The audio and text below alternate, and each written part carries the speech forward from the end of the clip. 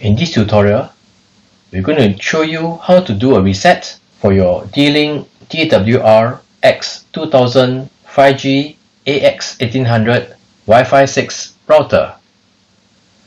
You may need to do a reset if you have changed your internet service provider, or if you have moved to a new location and need to set up the router again. So doing a reset is fairly simple. There is a reset pinhole or reset button at the back of the router. Simply use a pin and insert it into the reset button and press it for 10 seconds.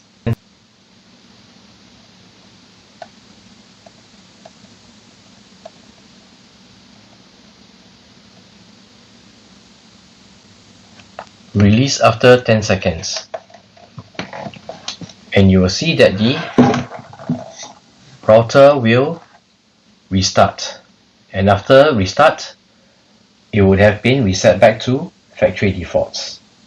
So this is how you do a reset for your D-Link DWR X2000 5G AX1800 Wi-Fi 6 router.